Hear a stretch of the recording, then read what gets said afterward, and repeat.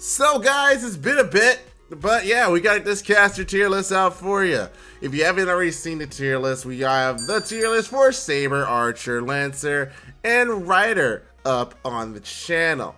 Now, a couple things to note before we get into this.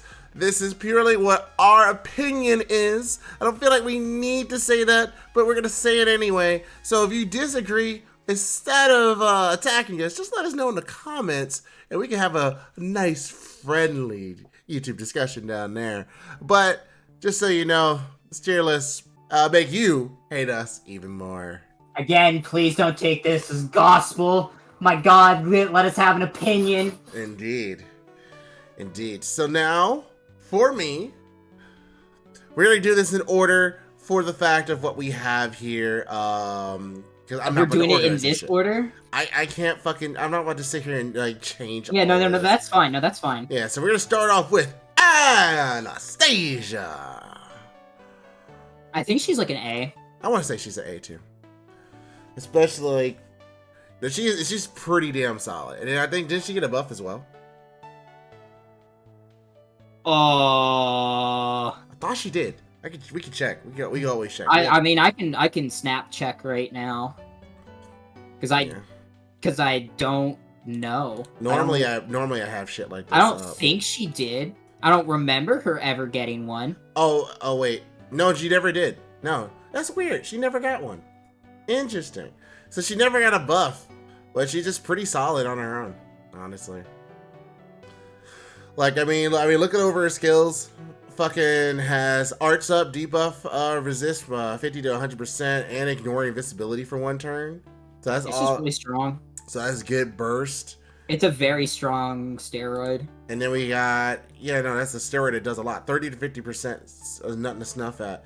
Then we got the freezing charisma, which increases the attack 10 to 20% and lowers enemies' attack. So that's multiplicative. Then we got multiplicative with the arts up. Yep. And then she has a 50 battery. Yep. So she has which is good. And she has a chance to stun. That chance to stun kind of sucks. If I had to like upgrade a skill, that would be the one. I don't know. I think I'd make the Mystic Eyes of Penetration a 3-turn. Ooh, that'd be really good. And really just make the arts up last for 3 turns. And that would be really, really busted. But yeah, no. So then, plus, obviously, she had the passive territory creation. And we already know about that pendant skills. So her third one is increase own damage against casters. So she could do more damage against casters. That's interesting. Now, I don't know. I think she's a solid farmer. Honestly, granted, yeah. That's kind of what she's made for. But like, I don't know. Yes, she hits 4 times, which can make looping really difficult, which is why people like Muramasa and Tomoe can't loop properly on their own. They need help. Right. Like, and this is taken into account Castoria, right? Like, the Castoria system, they can't reliably 3-turn loop. Right. Sometimes you'll be left at, like, 98 or 99, which sucks on return. Right. She hits 4 times on her MP, so, like, hypothetically speaking, that would give her more leeway to loop, but, like, I don't know. I think she's just a solid A. I don't really see a lot of talk about her, like, 0 to 100% looping. I know there's a large following for her, so if there's other people who, like, actually, commit to using her as a looper, then, like, speak up or forever hold your peace. Yeah, I'm pretty sure this A is a pretty good spot for her. But I think she's like a solid A, yeah. Yep. Next, caster. Your turn. I don't know if I want Avicebron in A, but that's kind of where I'm hovering with him. I'm hovering him with A as well. It's an interesting style.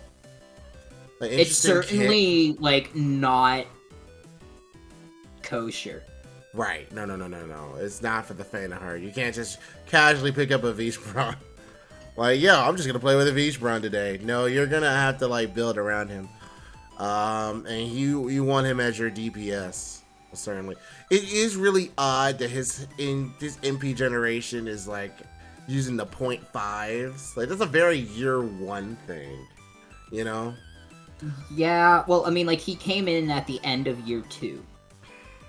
Yeah, but Right. they were doing that like in Epic of Remnant time. Fair. So like Yeah, no, that's fair. No, I'll give you that. It's very weird that they decided to like, oh, let's just go back with that. I don't. He's so interesting to me. I love the arts up and the buster up, considering that his NP is a buster. He got an NP strengthening. And he's a triple arts as a caster. So he kind of does the triple arts buster NP better than a lot of other triple arts buster NPs. The fact that he has a battery that, like, at bare minimum, hits a 50% at bare minimum. So, like, really good. His best skill is his third skill, which is really weird because you don't really say that about skills that have an on-death activation. Yeah. But that's kind of why you play around Avicebron and you play around him in comps with taunts and targetable taunts. Because what he provides for the party is 3 hits of invuln at max level for 3 turns and a 2k heal. It's very strong and it's very good. It is, but it also, like you said, is also weird in implementation. So I think A is like probably the top that I can put him in. I don't think, because he's not bad, right? And so I don't want to put him in B, but I feel very strange putting him in A. Yeah, because before when we had servants like this, we've actually punished servants for being a half, for like not being either not pure support, but also DPS. And it's weird because it is. Yeah, there are 2 things that make it seem like, okay, well, you want him to be doing the damage.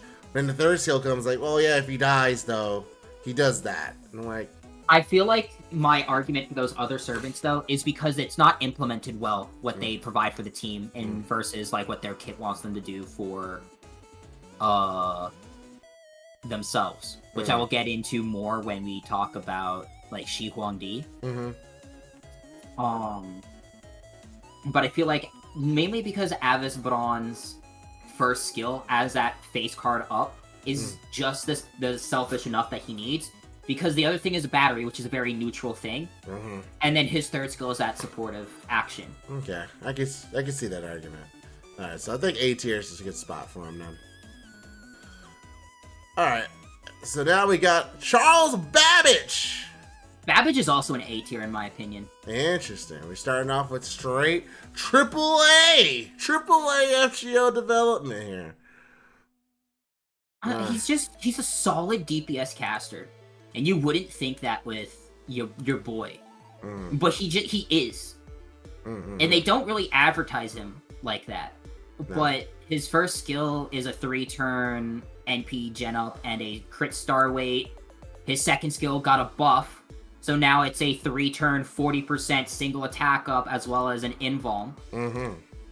And his third skill got a strengthening. So now it's a 3-turn 25% NP damage up, a 1-turn 100% crit damage up, and it's a 30 crit bomb.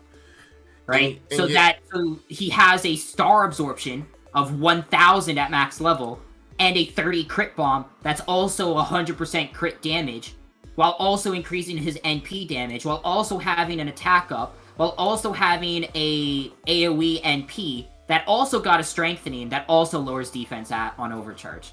Yeah, that's insane. They definitely built him up, because I'm still thinking like pre-buffs. But yeah, with all the buffs, it's kind of hard to say like, oh yeah, he's not a DPS. He's very solid. Multiplicative stacking.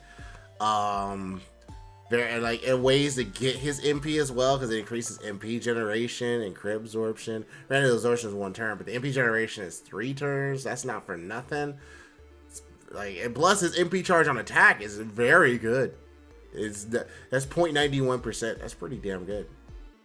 So yeah, especially as a caster. Yeah, no, seriously, as a caster, even more. And because it's a 3-star, you have multiple chances to get multiple copies of him. Is a lot easier. Like, you probably will naturally have an MP5 Charles Babbage just trying to roll for other people, so you're automatically going to be getting that 600% MP level for AoE caster. It's pretty good. I know, I agree with the A after that, especially after going over everything. I agree with the A.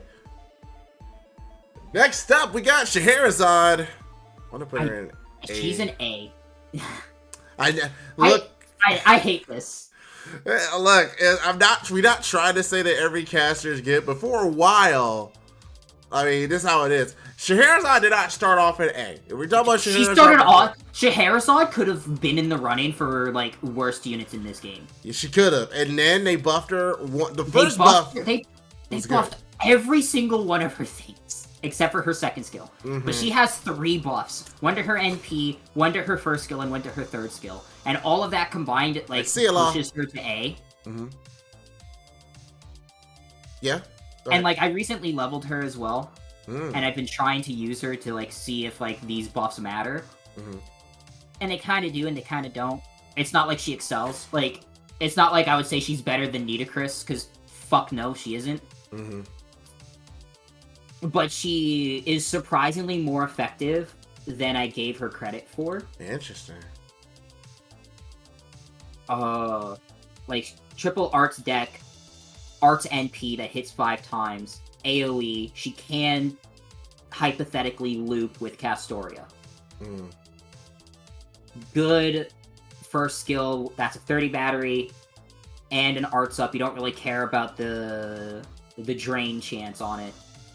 So it's a very good top off if she doesn't fully loop. Very good top off for the arts up as well for that second turn. You don't really care about the second skill because it's kind of very niche with the male enemies as well as increasing her defense for 2 turns. So it kind of doesn't really help out too much with what you want to do with her, but it does make sense. And then her third skill, bro. Her third skill fucking sucked. And then it got buffed. And then half of the skill still sucks. And now it is a party-wide guts that she just gives people. Which is just good. That's literally Irisviel's Noble Phantasm. So when you think about it for a power creep, it's like, oh hey Irisviel, you're good. Well, she can just do that as a skill. I hate her niche because there's no way to actually take advantage of it. The king and man trait? Yeah, well, she doesn't do anything to man outside of her charm. Right? So, like, oh yeah, no, her second skill is essentially just a permanent defense up because the odds of you getting the chance to charm a male is 60%. That's not even if that's high. It at max level, it's not even that high. Okay. And when you factor in things like debuff resistance and other things, the chances of it actually going off aren't as high as you think it is. Alright, yeah, no. And so, like, having that king trait damage on her NP's overcharged isn't really effective either, so you're essentially only having that base raw damage, which does have an NP damage up for 1 turn when it activates, which is, you know, not anything to just scoff at. It's just, like you said, it's a very specific niche, so you would bring her in for very certain challenge quests or certain fights that, like, just so happen to line up with that specific trait, and like, haha, Scheherazade will be great here! And yeah, isn't that just a fucking sentence? Yeah, no, I wouldn't. A couple years ago, I wouldn't imagine I've said that, but here we are, 2021. Next up, we got Caster Cu. He's an A+. Oh, we breaking the mold.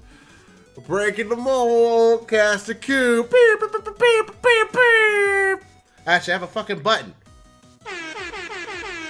There we go. All right, cool. Now, honestly, this isn't that much of a surprise to me. Oh, Cu Odin. I saw that, Clarence. You can't hide that from me. We don't know yet. He might be. We don't know yet. We don't know. But, yeah, no. I think, honestly, what the sucky part is the story lock shit. I wish he wasn't story locked. If he was... Granted, it's nice that they give you 1 copy for free off rip when just playing the game. Like, here you go. Take him. Sick. Even like base Caster Cu, his kit's not bad. Like, if you don't take into account, he would have been an A tier just off the rip. But like his buffs make it so that his first skill is also a 30% battery. Which is very good, I think. And he now has a 30% 3-turn attack up. And now he has a guts. Yep, a guts on top of the evasion. So, so now, and that's also a debuff cleanse. That also has an on guts activation effect. Right, but you do die after. It has a chance to sacrifice self after one turn. That's 500% chance. That's pretty. So it'll proc his own guts. Mm-hmm. Well, because of that, he charges his own MP gauge by 80%. Just flat. That like when his guts is activated, that's what happens. Mm. So the skill itself just synergizes with itself, where he kills himself. Mm-hmm. Mm-hmm. On top of that, Wicker Man, the Noble Phantasm, gets buffed too. Yeah, his Noble Phantasm gets buffed. So like increases more damage, and like it has a buster up for 20% for 3 turns afterward. So now he's just like a very solid, like, you can either have him as a crit DPS or a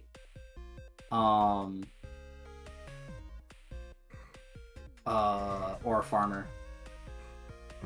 Honestly, I think I could see a fight for EX, but that story lock is big for me, because the reason why I don't like story lock is you have to roll into this and you never know what you're gonna get. It's different for a limited servant where it's like, okay, they have the rate up, they are there, I can get them. Versus story lock, which is like literal lottery. I don't know what I'm getting out of here, but it could be good, it could be bad. And that's unfortunate. So I think A+ is a good spot for him. Next up, Da Vinci. Pardon me, right now, let's put her in B. Like, for gameplay here. I don't know, I don't think she's a B. I think she's an A, because I don't think she's particularly bad. She's just power crept the shit out of. Yeah, that's kind of, she's a limited servant though to get power crept. And like, she's also a year 1 anniversary servant. She is.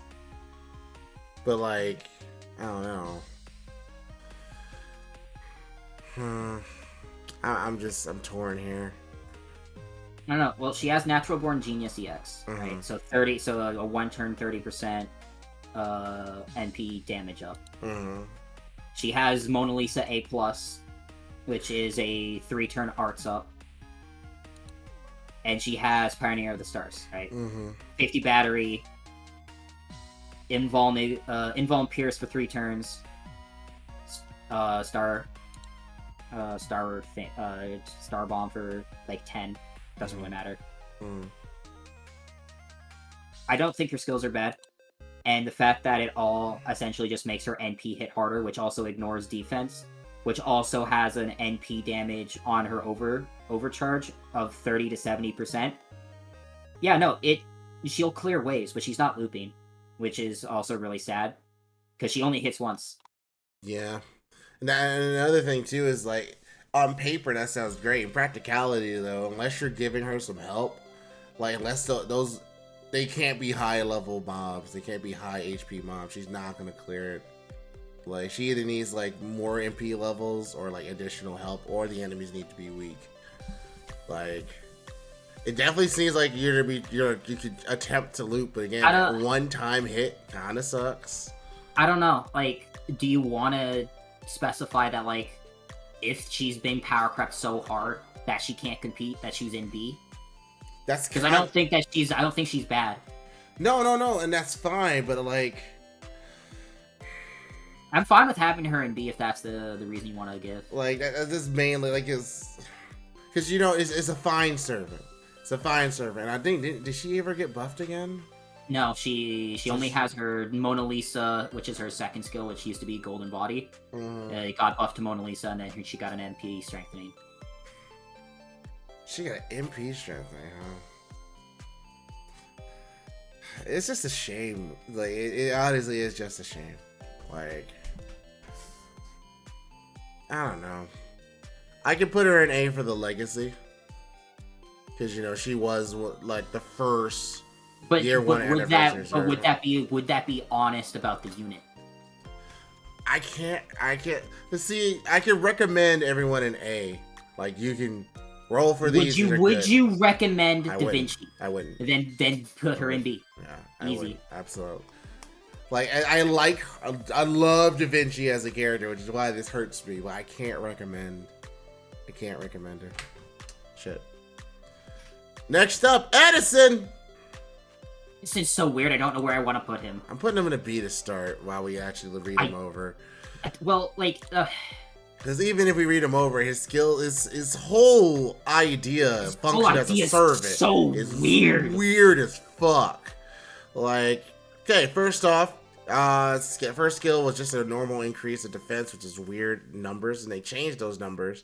But also, I don't know. I think he's a weird support. He's a utilitarian support. Right. Because that skill, like, is now targetable. It increases an ally's defense and then reduces their skill cooldown by 1. So that's the support end. Then the second one is gaining crit stars every turn, AMP every turn, which is okay.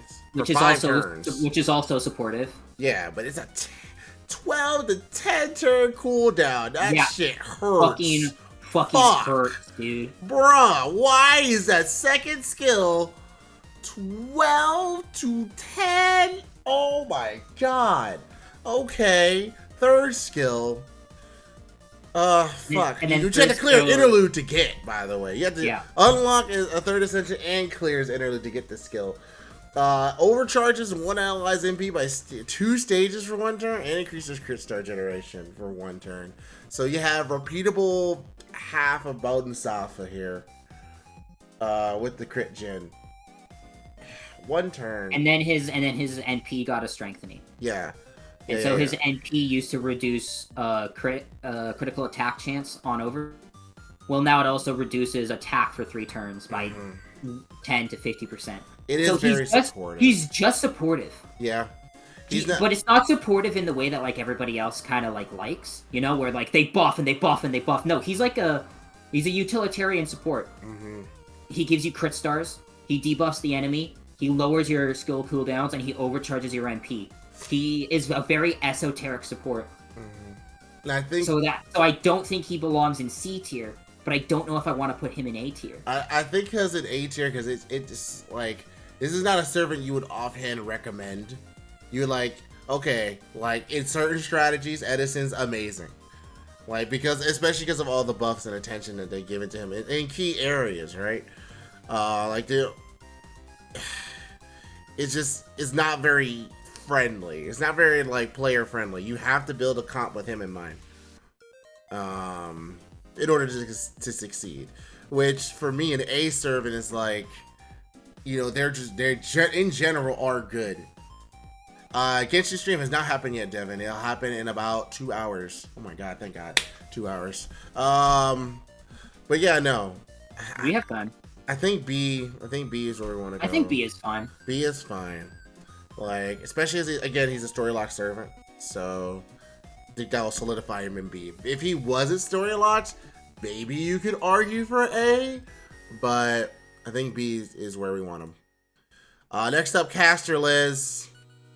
I'm fighting everything in my heart not to put her in D. But she is a welfare. And now FGOJP is like, hey, you can get all the welfares again. At least for Halloween, because we have a new Halloween event when did we get Berserker Liz? I do not know. And I don't know if that's real. Because technically I don't think that's real. It shouldn't be real because we don't have it. Yeah, because it doesn't exist. That doesn't exist. Someone's thinking that she's going to be a Berserker. And they decided to make that for fun, I think. Right? I know which picture you're talking about. Right? Alright. I'm glad I'm not crazy. No, you're not. I was sitting here like, that's not real. We don't have a Berserker Liz. I would know that because freaking Creed Keeper's the biggest Elizabeth fan. So yeah, she would have told me. I don't know. I think that Caster Liz is a very, like, I'm the first welfare ever. Yep. Kind of vibe. Yep. Like, the fact that not only does she generate more crit stars a turn than Edison's skill, on a lower cooldown, mind you. That's insane. What the fuck? Yeah, and Edison came out after her. It's a 6-turn cooldown. At max level. Lasts for 3 turns. generates 12 crit stars. What the fuck? I don't know. But like the rest of her kit as like a caster as well is very one-off-ish. It's like, okay, I mean, I guess you're a caster though. You don't really have any star weight, so who are you generating these stars to? Is very early game design, like, cause they still were trying to figure out how their fucking game worked, like. And maybe they'll buff. I don't think they'll buff her now. They should, especially if they're letting other people get her and get like a pen skills and all this other stuff. Like they should definitely buff her, but you know, I don't think C is a bad tier for her. I don't think,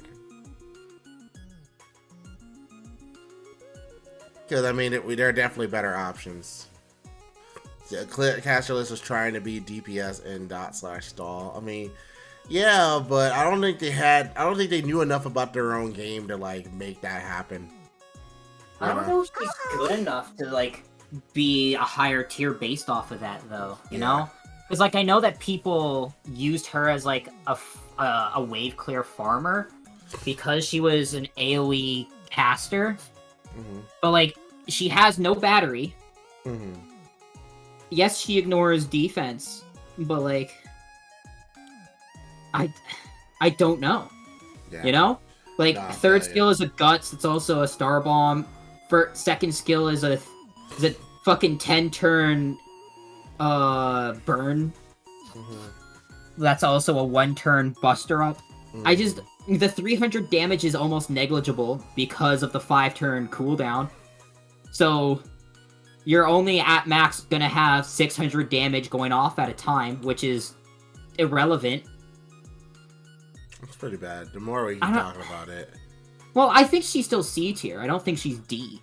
Because the Innocent Monster EX is like a fabulous skill. And the fact that she does have a 45% 1-turn buster up as a buster NP is fine. And she has a 1.6 NP charge rate with a triple arts deck. Fair. So, alright, I think C then is a good spot then. What we're doing. Yeah, like, I think she's fine in C tier. I don't see a point in using her over other characters. Correct. Yeah, it's to an extent of Da Vinci almost, but you know, she is the first welfare. She got power crept, early design. Like if you had a choice to use her as another 4-star. I don't want to put this next man on the list. I know. So let's go ahead and go to Geronimo and put him in D. Do we need to? Chat, do we actually need to say anything? We should need to explain why Geronimo is in D. I will say this. The light works. Geronimo is literally the most laziest design servant you have ever made. For a servant that actually looks really cool, like it actually has a good storyline that you put as one of the characters in your story chapter, you have done this man dirty. You literally have done him dirty. What the fuck? Why would I use Geronimo over any other 3-star caster that you have made? I'll use Gilles de Rais over Geronimo. Do better. Do better. Fucking buff Geronimo, please. No, rework Geronimo. Change everything about him. Change all 3 skills. Buff his fucking MP. All of it. Give him the MHX treatment, please. Because this doesn't make sense. That's fucked up. TED Talk. Caster Guild. That's my well, thank you for joining my TED Talk. I am Misaki Hajime. How are you? Fucking. Alright, next up, Caster Guild. It's either EX or A+, in my opinion. Let's have him in A+ for now. And we'll explain why, because... He is a very strong support. Indeed. And off DPS, too, if you need him to be. Yeah, and... Yeah, but mainly is the support. Plus, he's sporting that Gilgamesh charisma. Yeah, that Gilgamesh Quetzalcoatl charisma. Yeah, that Gilgamesh Quetzalcoatl charisma. 21%. Yeah, 21%. He has a 50 to 100% star gen party wide that lasts for 3 turns. 21% charisma. and a 30% arts up that's also a debuff success rate up for 3 turns. All of this is party-wide. So he's giving everybody... funny story, he actually does more for arts than Tamamo and Castoria do for, like, pure arts. Tamamo and Castoria give 50% arts. Castoria has a 20% charisma. Well, fun fact, that 20% charisma makes the arts up multiplicatively scale to, like, 53%. Well, mathematically, with the 21% charisma and the 30% arts up, that scales to, like, 54% arts up. That's insane. So by 1%. Jesus Christ. My math on the multiplicative with the 50% and the 20% could be off, though. But, like, the fact that he buffs arts more than Tamamo on a party-wide scale, when Tamamo is a single target, and can, like, almost rival Castoria, when Castoria's arts up is also single target, is kind of nutty. Yeah, if you're going for the pure, like, arts thing. Now, if you seek to add the other things that the Tamamo and Castoria add, then yes. We could bring that into discussion. Yeah, that's why I'm saying that on a purely arts face card scale. Right, but I'm also taking into consideration that people watching this is gonna hear that, and you're gonna hear. So you're saying Castor Gil is better than Castoria and Tamamo, even though Tamamo does Personally, yes. Person in the comments, fuck you. Second off, his NP is also very good because they buffed it. And they didn't need to. But you know what they did when they buffed it? They made it so that it also applies a party-wide 30% crit up for 3 turns. Crit damage up for 3 turns. So now not only is he giving everybody an attack up and an arts up and a crit star generation up, he's also giving everybody a defense up and a crit damage up and lowering the defense of every enemy. So making them easier to hit. The more and more you loop, the lower damage. The more damage they're going to take over time. So he's definitely good. He's definitely good for damage for sure. I still think, honestly, like, considering that, I think A+ is a good spot for him. Right? Because, like, he's not meant for NP damage. He's not meant for farming. He's not meant for looping. He is a fantastic support that just so happens to have the ability to off DPS if he so chooses, if you so want. Yeah. Like, he is finely suited for support, and he does a damn good job of it. Next up, we have Cu Chulainn, Gilles de Rais. I want to put him at D to start. His buff doesn't really help him. Nope. Well, no, it helps him, but not really.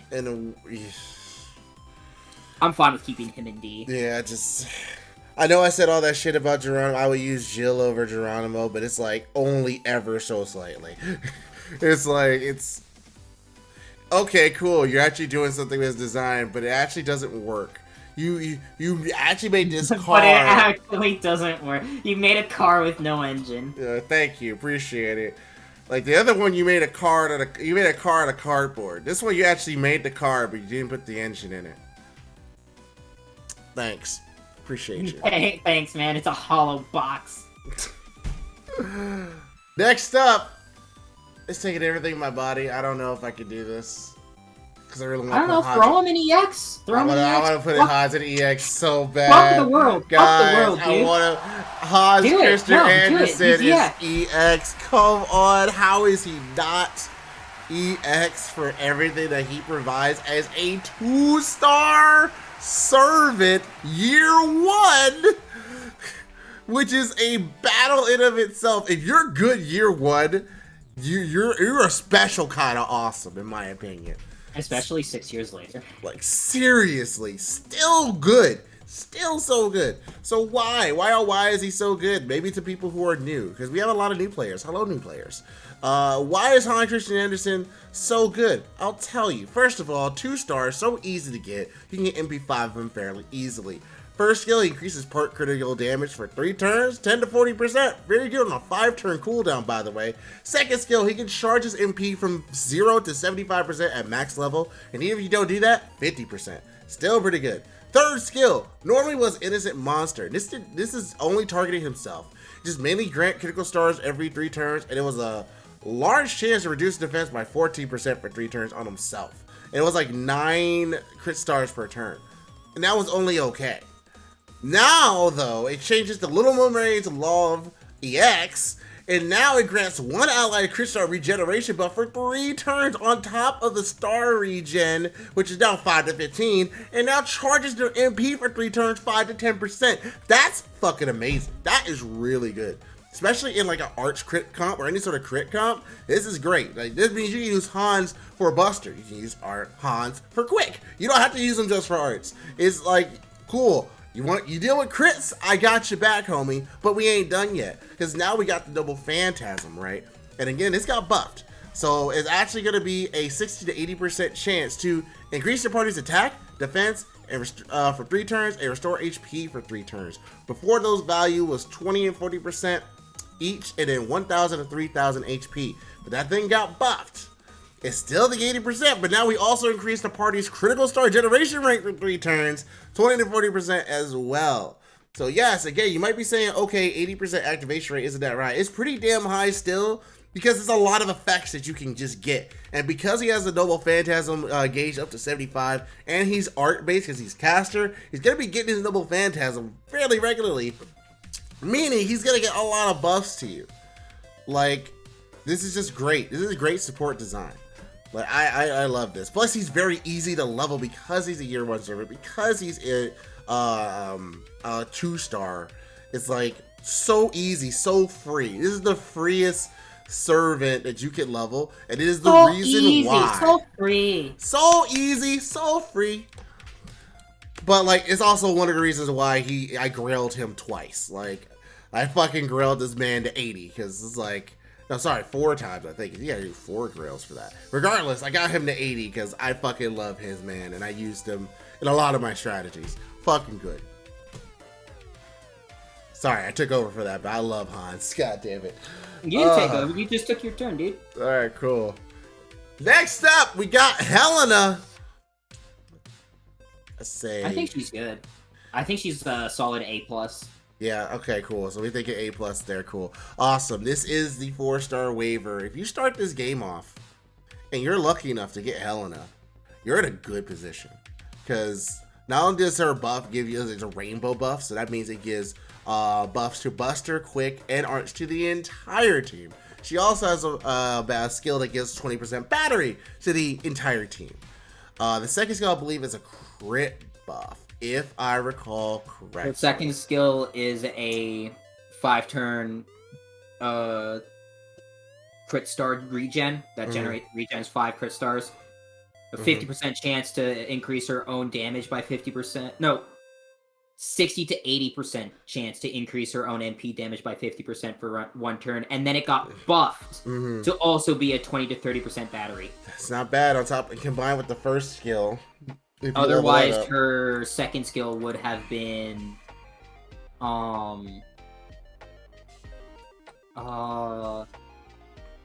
it would have just been the chance and the crit stars. That's fair. And on top of that, the Double Phantasm got buffed too, because it was just an AoE, wave clear. Yeah, it was just an AoE wave clear. Now it's a AoE wave clear that ignores defense, as well as debuffing to a nice degree. Yeah, that's pretty good. Like, the ignoring defense and debuffing on top of that, defense chance, granted it's 50-50, so it's a literal coin flip, but it's good. She's great. And then she gets a costume later, so in some strategies, having a costume actually affects things. Again, year 1 servant too, so very easy to level. Very good. I'd say a very good A+, especially the way we've been dealing with A+ units. Like, easy. By the way, that rainbow buff is 3 turns. 20% on all your cards for 3 turns. It is a 7-turn cooldown, but that's still pretty damn good. Next up, we got Circe. It's between B and A for me. Cersei's I think Cersei's an A. I don't think she's B, because she's not bad. She has a niche. She has a niche that also, like, she kind of needs help right now. Like, as one of the few units that has high-speed divine words, she has a battery that goes over 100%, which is very nice, meaning that she can, in one turn, just give herself her NP. Her second skill is almost dead, which is very weird, because there's almost no reason for her to have the poison debuff. Right. Because it doesn't do anything with the rest of her kit. It's not like her NP requires her to have the poison for the debuff to go off. But, like, it's just there. It's nice that it lasts for 3 turns, and it's 500 to 1,000 damage based off of level, but you mainly use it for the 3-turn 20% defense down. Her third skill, though, is, like, really, really solid. With the star generation, party-wide star generation up 50% for 3 turns, and a party-wide cleanse on a skill. So it's not like one of those things where it's like, oh man, just cleanse 1 debuff. No, she just... everything. If your debuff... and all of your debuffs gone. Which is very good. Very good. Like, we tend to value servers that can just clear debuffs. That's why Ivan was up a little higher, because he just, alright, cool, debuffs, bye. There you go. And then her NP got a buff. Beforehand, I would have actually been alright with putting her in a B, but the buff to her NP is kind of why I'm alright with having her in A. What's the buff? Beforehand, it would just do regular buster damage, lower crit chance on overcharge, and work, and, like, turn males into pigs, right? Well, now, it does all of that, but the scaling is higher, and it also removes offensive buffs. That's good. That's very good. So, like, NP damage ups, NP damage up boosts, sure hits, invulners, ignore defense, crit damage up, special damage up, face cards, attack ups, ignore class disadvantage. Those are good buffs to get rid of. Holy shit. Like, she removes offensive debuffs on her single target buster NP. So, like, and because she has a 100% battery, let's say you're doing a challenge quest or you're doing a boss fight where they just immediately buff themselves to high hell turn 1. Turn 1, you can also just remove all of them. Oh, God. Trash. Hey, Gramps.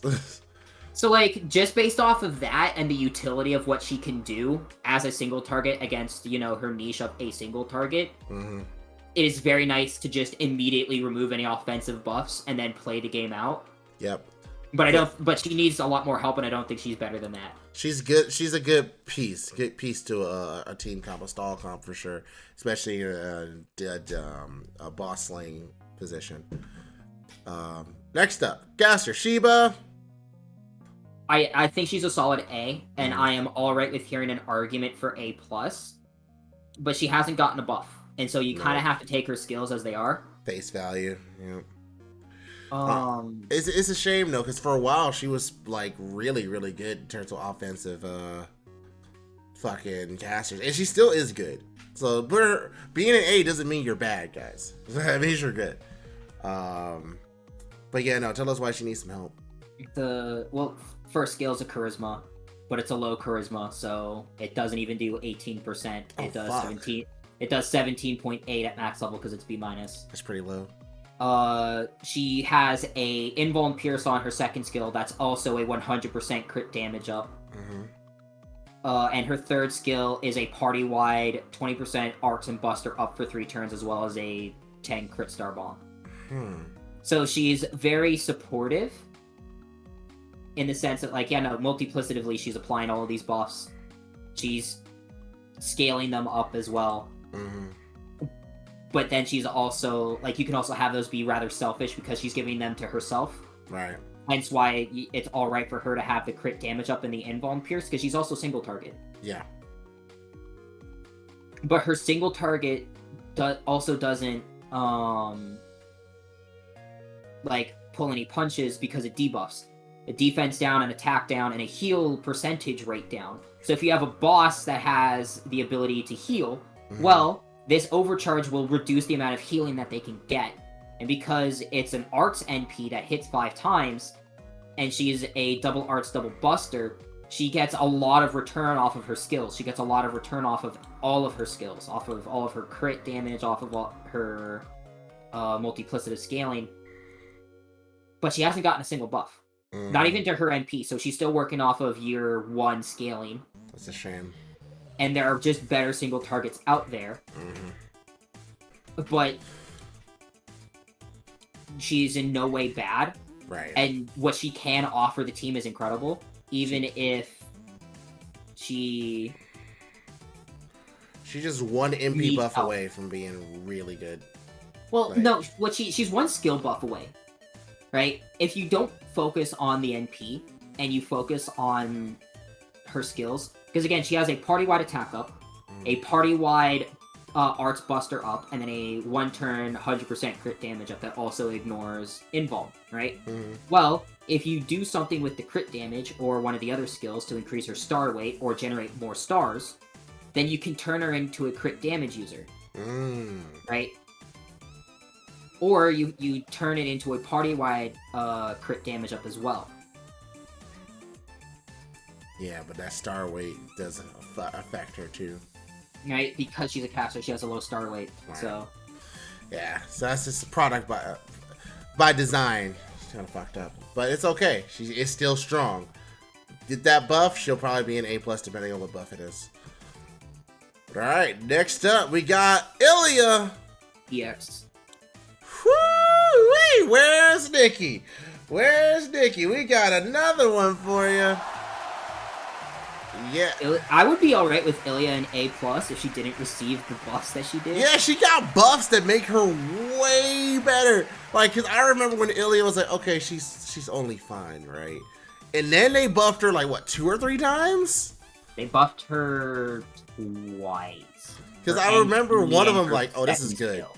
And then the second one, I was like, okay, this is, like, kind of fucking retarded. This is really good. Like, it was, like...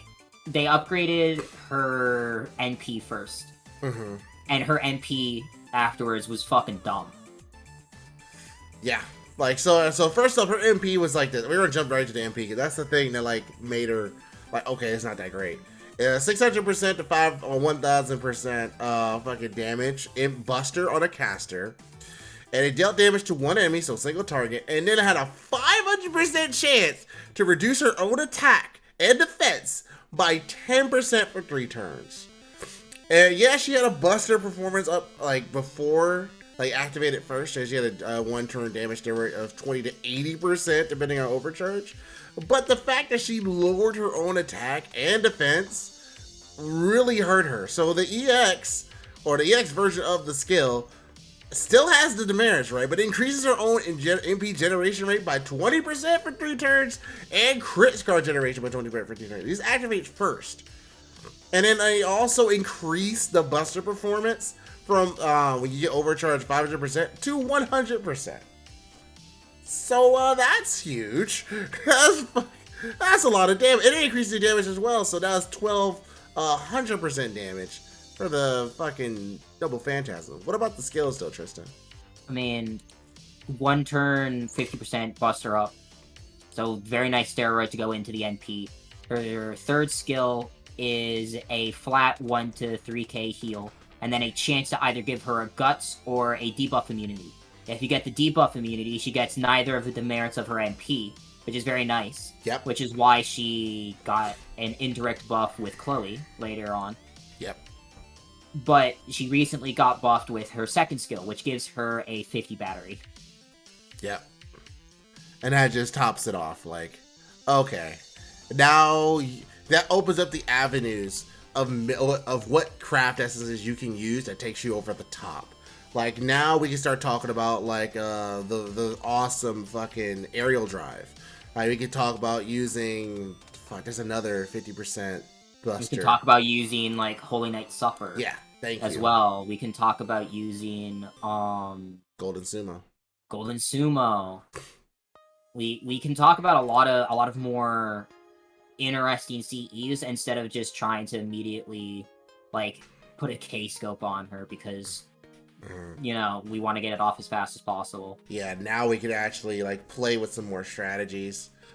And yeah, no, not for nothing. Really good. Fuck, man. Like, good job of making a subpar limited unit actually really strong. Holy fuck. Hey, look, they can actually make servants good if they pay attention to them. Next up, we have Mama Irisviel. She's still really good in her strategies, even though she's old. I'm putting her here to start. She's still really good in her strategies, even though she's old and limited. Because for those stalled like comps, she is good for like. We don't really have that many white mage like servants in the game. It's like my focus is healing. That is what I do. Granted, how much do you value that nowadays? Really depends on what type of play style. Fun fact, she got power crept by a 3-star. She's fucking C. Yeah, it's... Fuck, you brought that to my attention. Yep. You guys want to know the 3-star she got power break vibe? Just doing a little skippy. Asclepius. Easily 8, right? Well, like, just to, like, talk about Irisviel, right? Like, her first skill is essentially dead. It's a 30 to 50% one-turn healing power increase. Yeah, only one turn. Oh, okay. Like, cool. Why does that matter? That essentially does nothing. Like, yeah, no, she can loop her NP kind of alright, but she doesn't nearly gain enough NP gen for it to really be noticeable unless she's on her own. So she just kind of gets power crept by a better designed servant later on, which happens to be this motherfucker right here. Yeah, Asclepius. He's A+. Don't you fucking mar his name in A. Alright, very good. And that's a damn shame. That's a damn shame, Irisviel. Like, to put into perspective, right? Irisviel's third skill was a heal, right? That heal was a 2k to 3k heal. Asclepius's first skill, his first skill, is a 3k to 5k heal. And a debuff resistance 30 to 50% for 3 turns. Damn shame, Irisviel. The comment. And that's just a fucking comparison. Right. And to follow that up, her second skill was a selfish NP generation increase. So his second skill is an NP seal on one enemy and a party-wide 20 to 30% NP generation. Oh, come on. That's so obvious now. They were like, alright, let's make better Irisviel. What about that third skill, bro?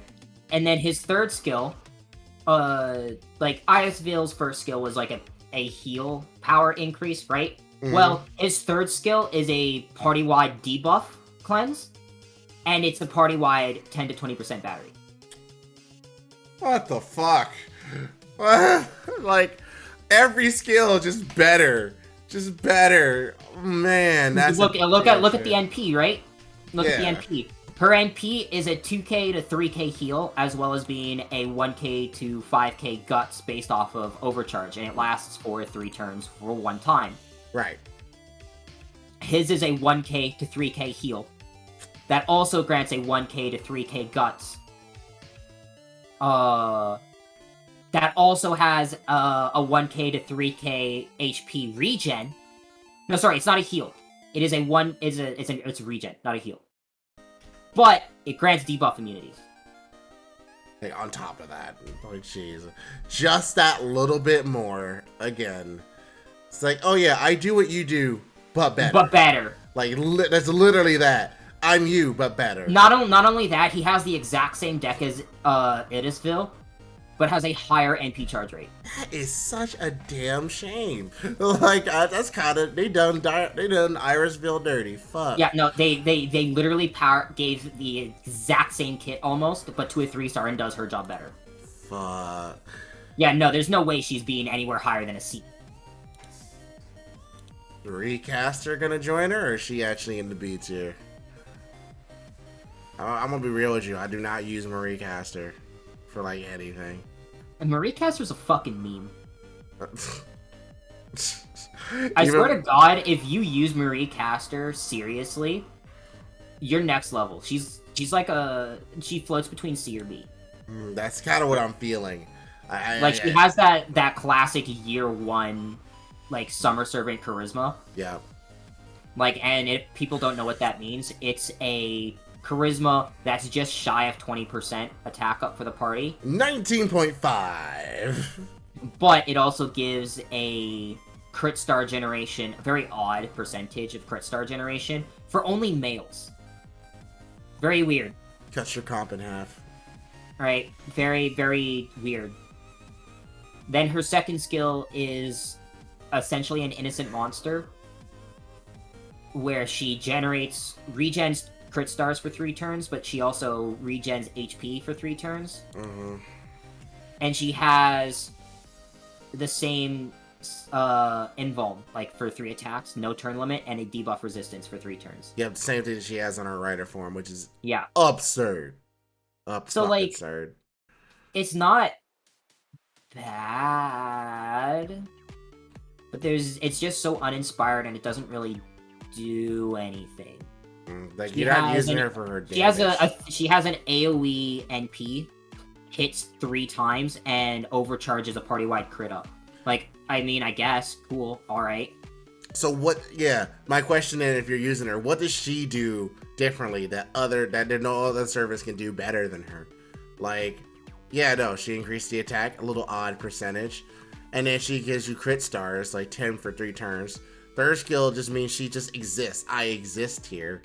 And then the MP doesn't really do anything. Probably beneficial, increasing party crit damage for 3 turns. Honestly, you might as well just use Hans.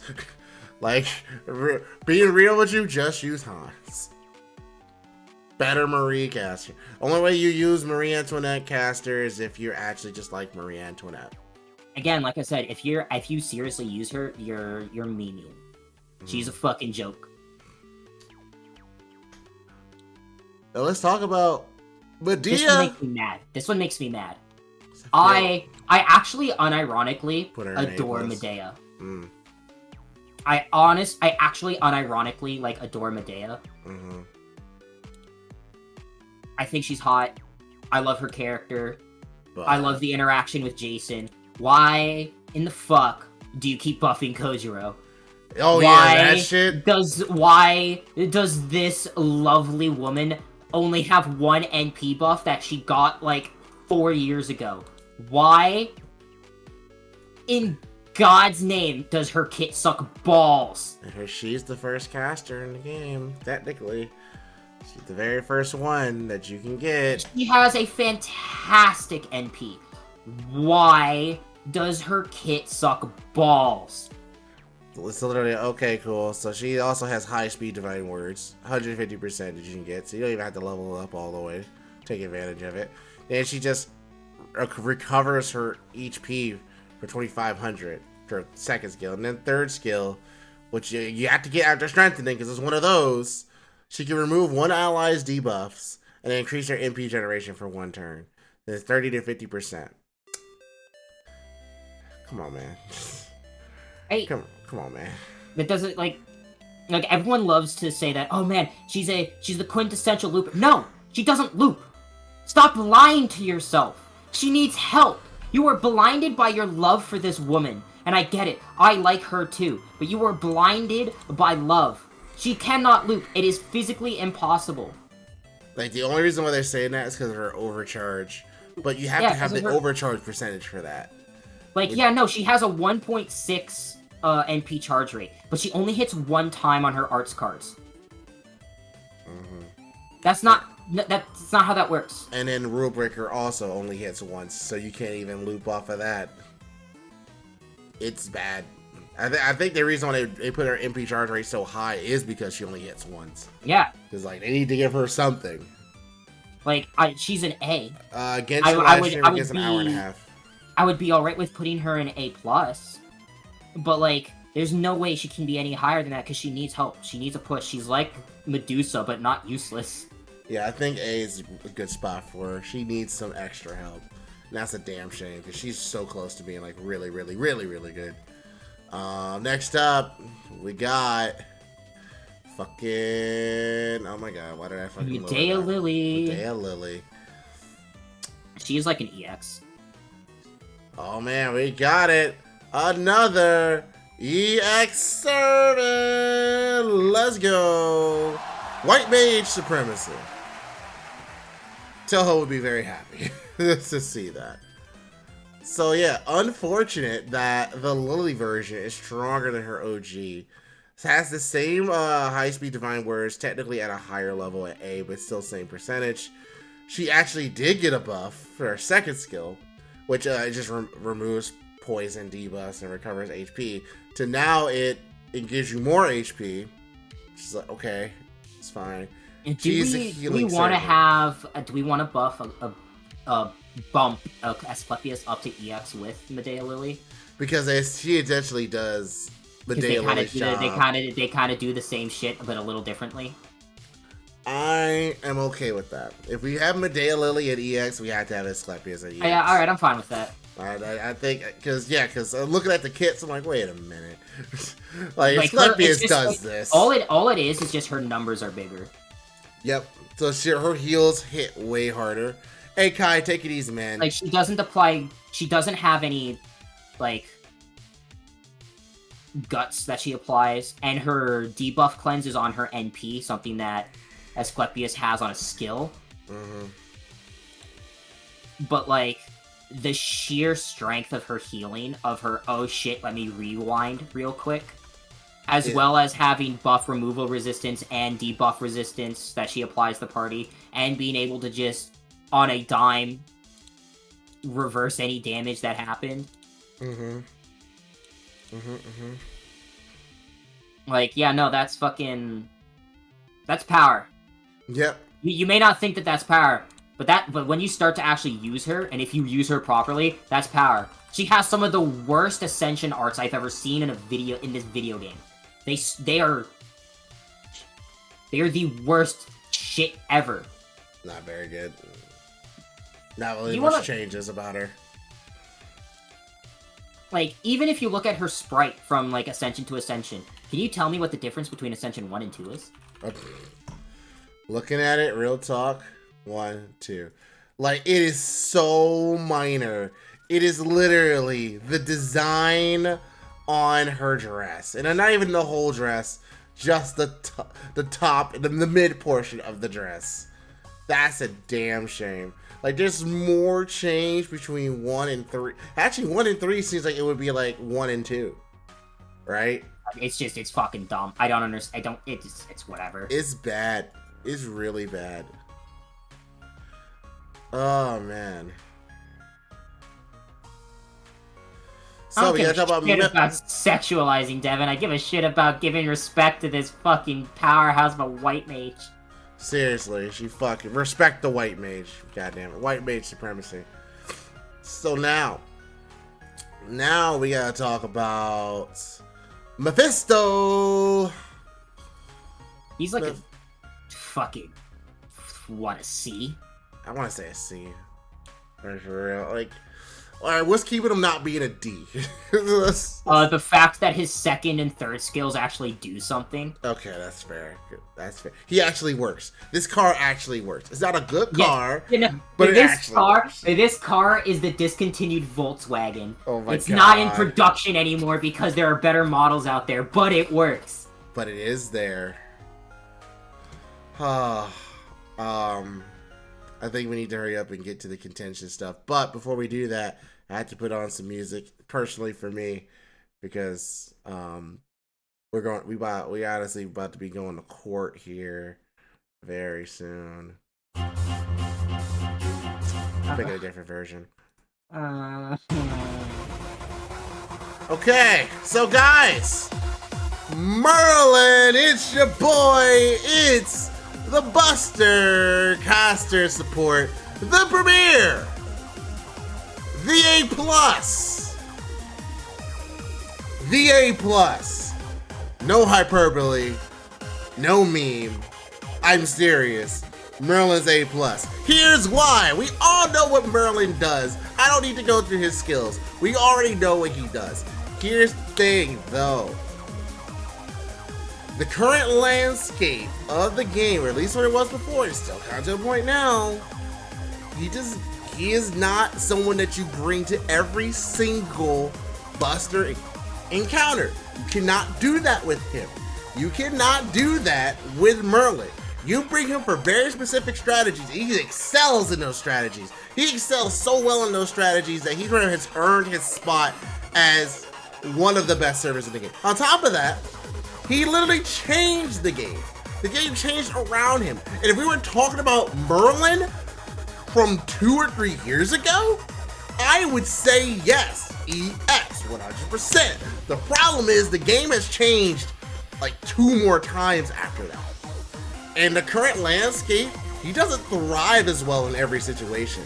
DW actually gotten very good at making enemy compositions and boss compositions to where you can't just bring a Merlin to fuck everything up. Because they tried that in 4 months. It only took 3 to 4 months for them to release a new system saying, fuck, we fucked up.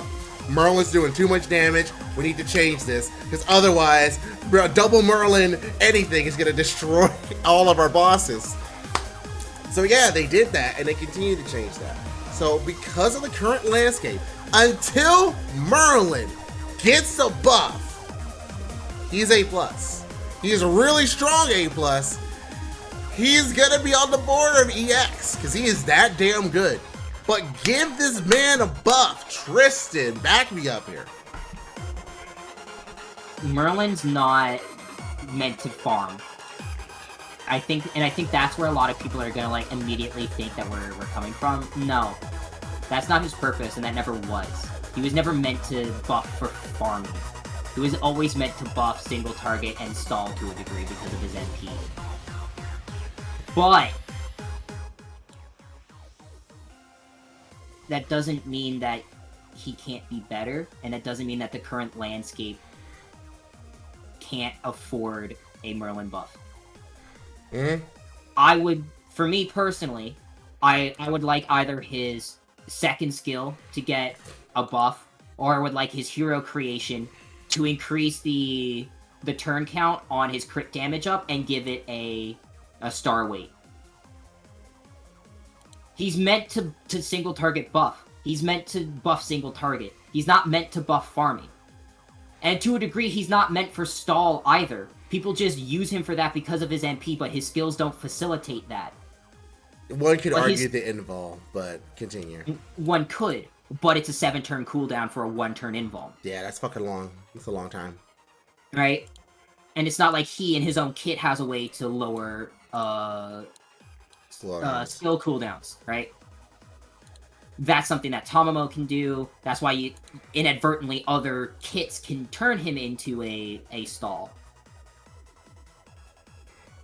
But the major point of contention that I see with people with my idea of increasing his crit damage turn is, oh, it's a universal 100% crit damage up. That would just break the game. Who gives a shit? We have so much buff stacking for 100% crit damage up and crit damage in general. Does it matter in the current landscape? We have boss fights nowadays that can take upwards of like 60 turns for a regular person.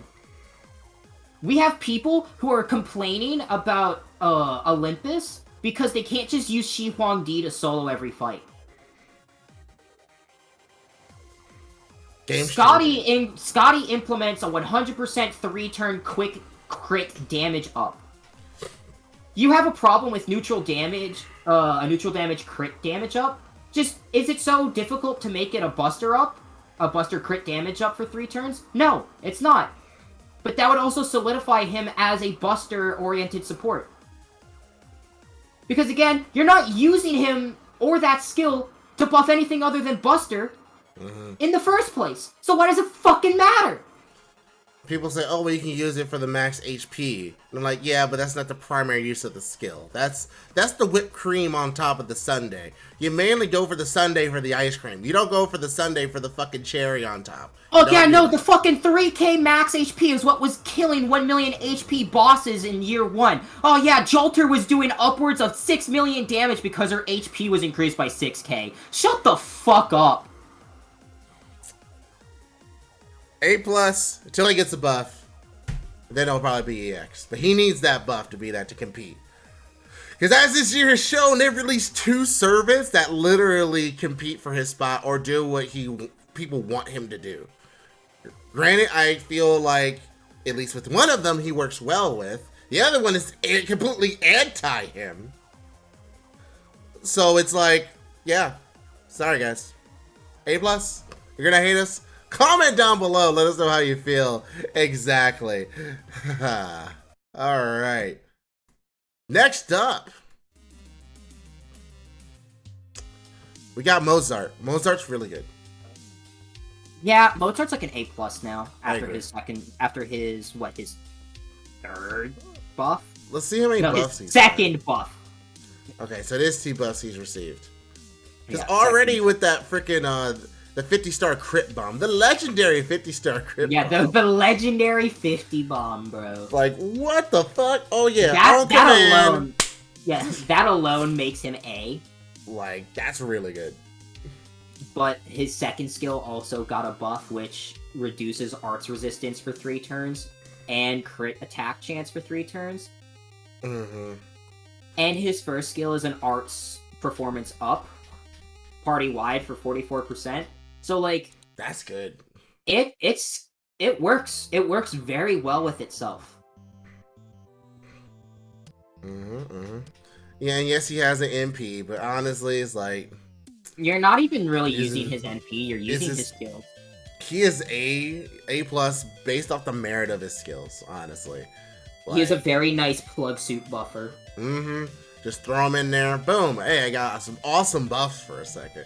Don't use Mozart, like, on his own. Use him just, like, as an additional... He is an enabler. Yeah. He is a fantastic enabler. Oh, but we gotta talk about... EX! The best AoE caster. My opinion. Fucking Umu caster. Umu! Look at Nero.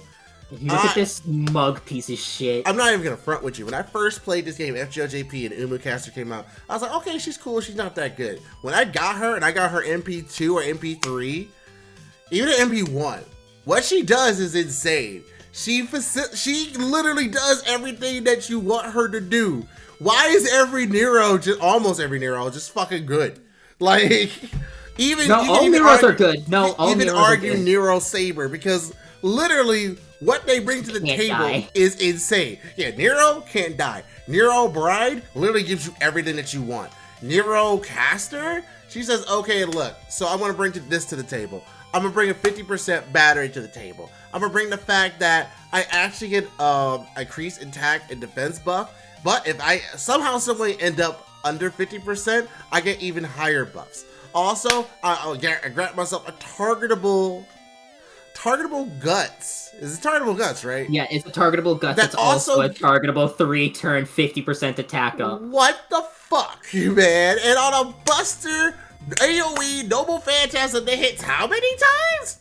It hits like 5 times and ignores invuln and has an NP damage up that activates first. That scales based off of overcharge 20 to 60%. What the fuck? She's so pushed. And plus, on top of that, she's a double arch, double buster base servant. Her arch cards hit 6 times.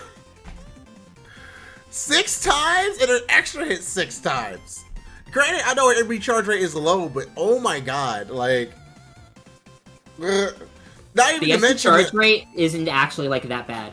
Yeah, especially considering the arts cards hit 6 times. It like, to put it into perspective, Tamamo and Abby have sub 30. Like Tamamo has like a 30, like a .34, and Abby has like a .28. And Nero will generate more MP than them. And on top of that, just to add icing onto the cake, because I forgot about the second skill, the 7th crown skill, fucking ignores own defense class advantage for 3 turns. Yeah, so she'll take neutral damage from riders, berserkers, and alter egos. What the fuck? My god. They literally just built a stack servant. They were just like, what if we just make the best servant where we could? And keep in mind, by the way, they've already buffed welfares and summer servants before. Don't think that they can't buff her. Oh my god, they buff her. Don't think that they can't buff her NP. That's insane. Imagine that NP getting a buff, and every NP buff gets another effect added to it. So just imagine. It can happen. There's a timeline where that can happen. That's fucking insane. Really, really good. Nitocris is like A+ for me, honestly. I'm like A+ teetering EX. Yeah, she's just fucking great. I know it seems like we're putting a lot of casters in EX here, but just the type of comps that Nitocris can like facilitate. Because normally, as we said before, instant death fucking sucks, right? Like, normally it is not a great mechanic, especially when you're trying to deal like against single targets. Which is why Grant's, although being very strong, like on his own, like the instant death is kind of like superfluous. It's kind of like it's his flavor. He does a lot of damage on his own. Like, but if it was just instant death, like, oh no, it's fucking horrible.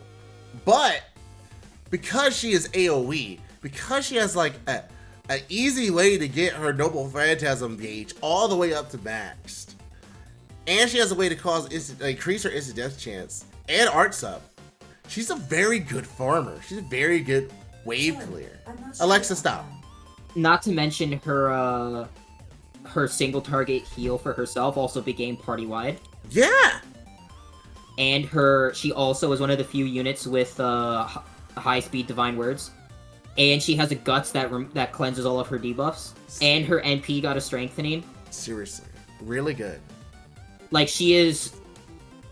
Like, there are very few units in the caster class that when you think farming, that you think of. But the few that you do think of are units like Anastasia, Umu Caster, and Nitocris. Those are the units you think of. Why? Because they have batteries, or they have, like, insane skills to facilitate their damage.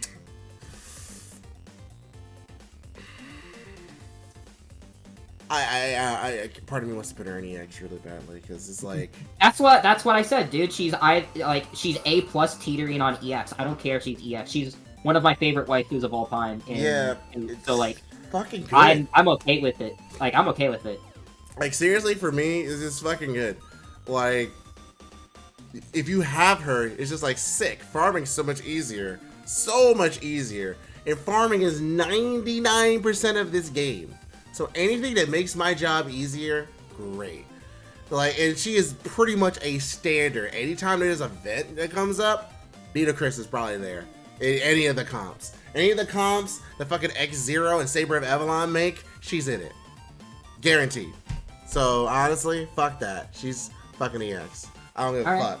I'm pushing this. This is our tier list. I fucking say Nitocris is EX.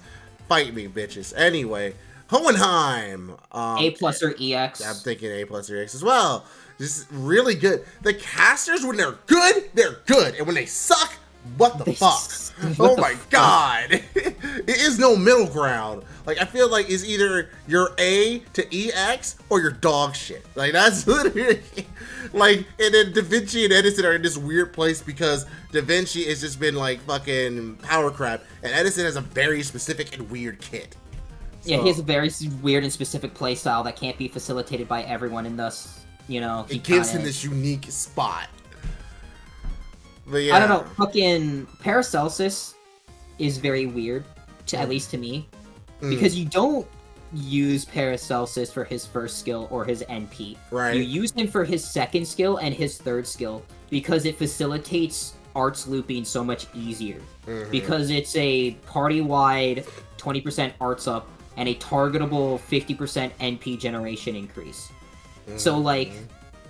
Having that on hand is very nice, and having that on hand is very great, especially considering that he's a 3-star. So getting him is very easy to do, and just having that on hand is very nice. We have Plug Suit, which everybody has, so using him as a support for that works very well, works very nice. And in some T-comps, he can't even use that MP effectively to clear a wave, so like, if you need to use him, he can do that. Like, yeah, if he needs to, he can do that. Yes. Yeah, there are 3 turn comps where he does use his MP before you bounce him out. Like, all right, cool, you did your shit. All right, bye. So like, cool. Thank you for that. Appreciate you. He's really good. Fuck. So like, I think A+ is where I want to keep him. I like him in A+. But I good. don't think he's quintessential. I don't think he's broken like people in EX are. Yeah, like everyone in EX is like the top of the top, and they're like the best healers, the best AOE damage, the best single target damage, like the best all our crit support. I feel like A+ is good because the company Paracelsus is good. All right, so in my opinion, Paracelsus has the Tomomo effect, where he gets augmented and becomes better when he's paired with Castoria. Oh, 100%. Fuck yeah. Like, you know, we'll get to her when she comes up, and it's coming soon. But, yeah. Nursery Rhyme is an A. I can see that. I was actually thinking that while I was looking at Nursery as an A. It's very, very specific, and again, she does suffer for some year 1 stuff, but they did buff her. They did indeed. They buffed her NP. So, like, now her NP no longer tickles. Yeah, it actually does some stuff. You ain't about to get a paper cut from this book. You about to get fucked up. Alright. So, like, thankfully, it still has the lower end defense as well. But they just increased the damage on it. Which I don't know. Fine. Like, she's a very weird pseudo crit farmer that I wish they, like, augmented more.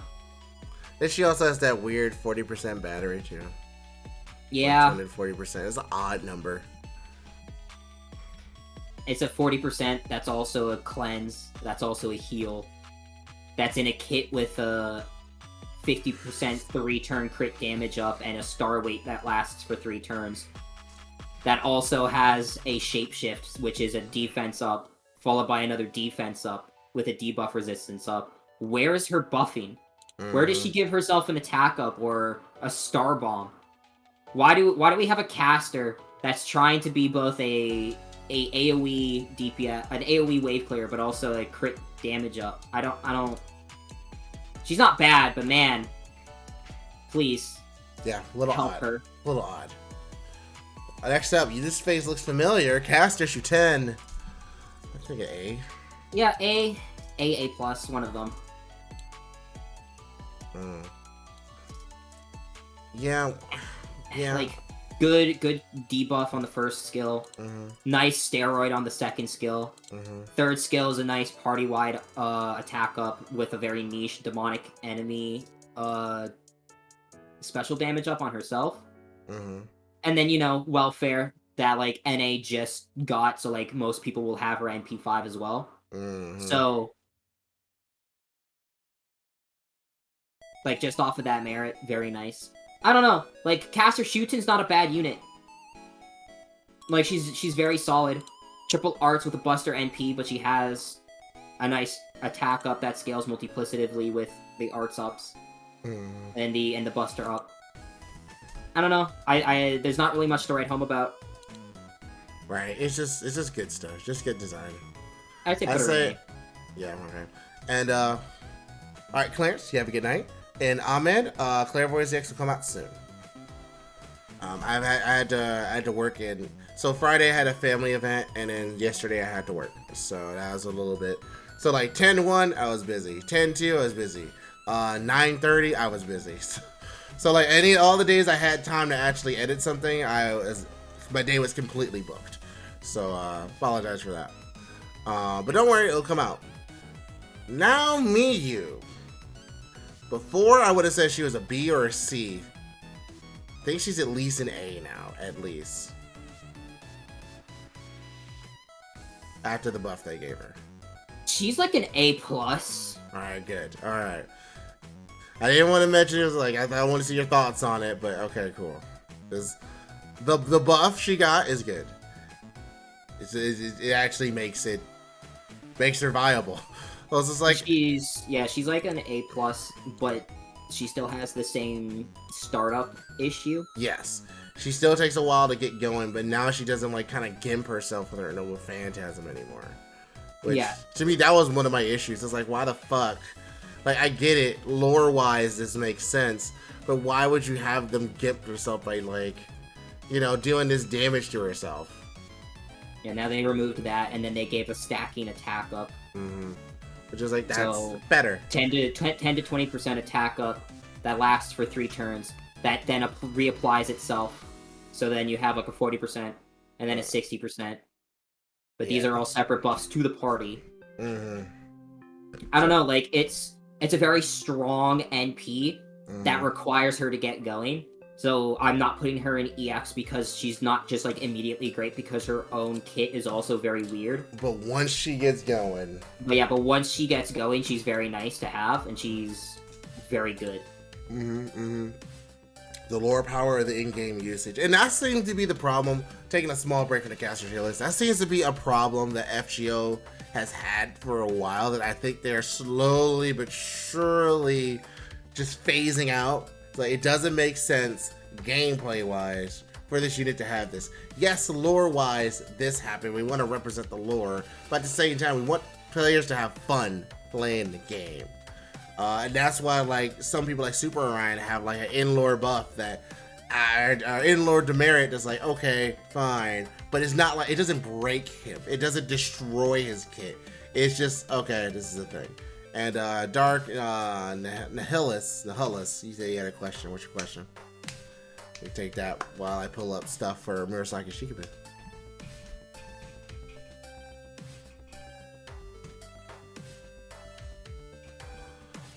Whew, man. I'm trying my best to hang in there. We only got one more hour. One more hour. Murasaki Shikabun. Looking at her. Reducing the defense by 10 to 20 to 30% isn't bad. Niche against demonic. It's a party-wide. Yeah, it's party-wide niche against demonic. And a party-wide defense down. And chance to seal, which becomes 80%, so it's not the best. 20-30% battery with increasing the MP damage for 3 turns. That's good. Hey, that's good actually. 10 to 20%. And there you have it reduces the damage taken for 3 attacks or 3 turns. Oh no, I hate that. Grants the party debuff immunity for 1 time. Well, it's because it's a damage cut. Yeah. Right, it's not like a flat defense. It's not the defense up. It's a damage cut. Those have always been for attacks. They did that even as early on as Mashu. Okay. Right. Welcome back, Coffee. And yeah, you know what? That's not bad. Increases party buff removal resist by. It's very defensive and supportive, which I like. Yeah, she's so far like a very nice supportive caster that just so happens to have an NP damage up, and then they give her a damaging NP. And I think that like cuts into her. And I'm like, okay, but why? Yeah, like there's nothing only thing that provided like, okay, she wants to do damage is like, you know, the MP battery and then the demonic thing, but otherwise, right? So, like, I wouldn't have done that. Cause like I get it, like the defense down scales with the NP damage up. I don't like that she has a lot of this like defensive, offensive mixing support kit that then is like, all right, now do damage. I'm like, okay, why? Oh, by the way, I know what Dark Knight is this lore power or in-game? This is based off in-game, not lore. It's based on in-game. Dude, if this was lore-wise, this would be. I would have a heart attack. Yeah, some of the things that these people can do lore-wise is dumb. So yeah. If this was lore-wise, Q Caster would be an EX. Yeah, fucking Hans can rewrite reality. Yeah, if this was lore-wise, Hans Christian Andersen and Nursery Rhyme would be in a separate category of their own called God. Yep. Damn right. Because their NPs are literally omniscient and omnipotent. You can't literally fight that. Nope. It rewrites reality. Yeah, not really much to fight there. Not causality. Reality. It changes reality. Yepers, that's how I be. But let's talk about Chen Gong. All right. Question. Answer. Are we putting him in EX or A+? I am okay. I am very solid on the A+. I feel like he is overhyped for the EX though. Great. I think I'm good with him being an A+. He's good for a lot of strategies. He gets better. He needs the help, honestly. But he is good. He is very good. He's A+ good. Like, nobody really uses him for his third skill. Nope. Like, I know some people do. Yeah. I'm not trying to say that there's none of you who do it. But, like, let's be real here. You don't really use him for his second or his third skill. Mm-hmm. You use him for his first skill, for the easy targetable taunt, so that you can, like, solo or whatever the fuck. Mm-hmm. And you use him for his NP. Because it is an AoE NP that does single target damage, especially on overcharge. That's right. Lord of the Yeet. Lord of the Yeet. Yes. Lord of the Yeet, A+. Good company to be around. Hell yeah, good company to be around. Look at all the people with A+. He is also very, very nice to have for things like inadvertent plug suiting, where because he sacrifices a unit to use his MP, he can swap in a unit, which is very nice to have. I don't think he's EX, at least for me. Other people can have a different opinion and value that more than I do. But I do not think that he is anywhere below A+. Yeah, A+ is his minimum. Yeah, that's the floor for him. So I say that's a good compliment, especially as like the only one of two stars in that range. That's pretty good. And the other one's a 1-star. So now, Caster Artoria. EX. Let's be real. Easy EX. Everybody knew it. Everybody knows it. Easy EX. Not even. No hyperbole. Easy EX. Like, Castoria hit the scene and she immediately made waves. I even made a video, a little controversial at the time, but like was she the new face of arts? And to a point she is, but arts is weird in that arts, it doesn't really have like replacements. It's just, they're all this one team and they just add to the team. So yeah, this may be the new star player, but she definitely not just the only face. You still have Nero Bride, you still have Tamamo, you still have Cassie, all these people who are just in arts that make it work. But no, seriously, what she brings to the table is fucking amazing. You can't, it's very extremely hard to die with Caster Artoria, at least in a farming scenario. Outside of that, when her defenses run down, maybe a little bit harder to keep, but at least in farming is absolutely no-brainer, 100% easy. There's sometimes you don't even need double Castoria, just one in a Tamamo, you're like good, or one in a Nero Bride and you're good. It's actually insane. Like, and plus, like Scotty, she has fucking enabled a lot of servants. She's enabled servants that didn't really have much of a chance or that were kind of good but not great to like all-star status. Take someone like Berserker Musashi, who was just pretty much on the cusp of being great, and made them even better. Made them like a 3-turn looper. And then we take Ishtar, who's already just straight up powerful. Space Ishtar, just straight up powerful. And you made them like not even be able to like do the thing that was like one of the major things about their kit was their versatility. Since they have an arts noble phantasm already, they don't have to do anything. It's just, all right, arts, cool. Now I'm just the best. So yeah, no. Very good EX. And a little bit of a preview of another servant that does similar things, but for quick. Miss Crane. I think she's an A+. Very unique strategy that she offers. Like, I genuinely think that she's an A+ unit, but I don't think she can be anything more. I don't think that like she's an A. I think that like because of what she does and what she can do, like just that uniqueness alone makes her A+, especially considering what she can do with it.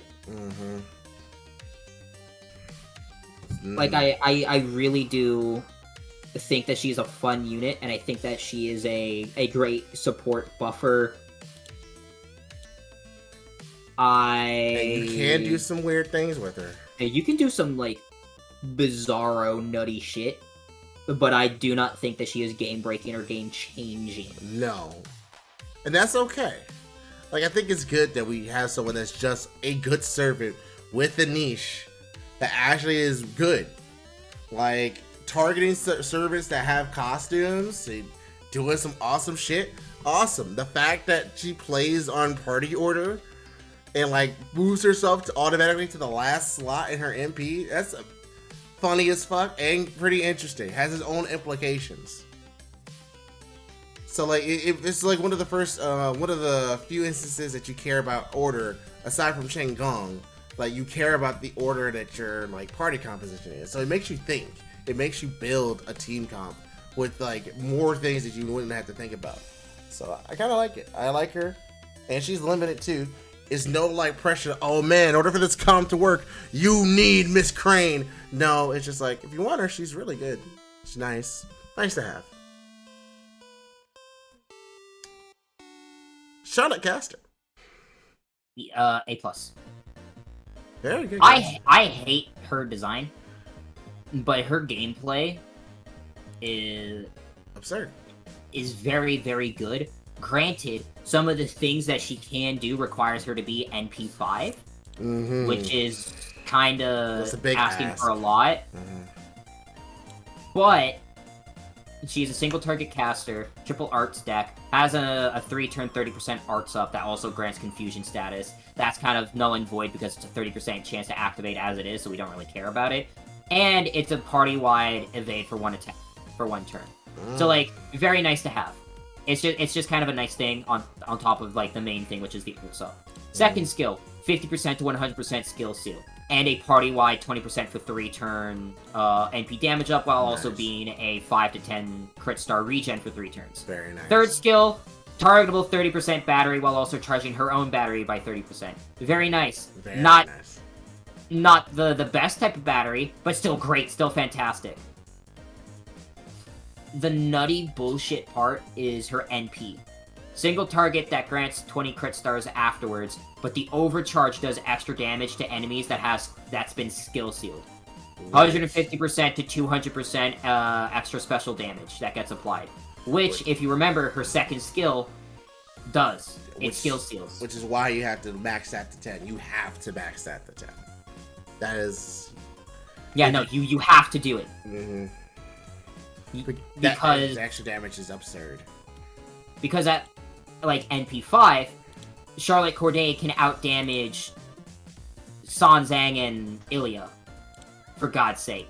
That's insane. A 4-star can outdamage a 5-star. But again, it requires, like, high NP numbers. And it absolutely requires you to have to use a lore to 10 a skill. But it's still there, and it still has to be mentioned, and it's still something to mention. Right. Indeed.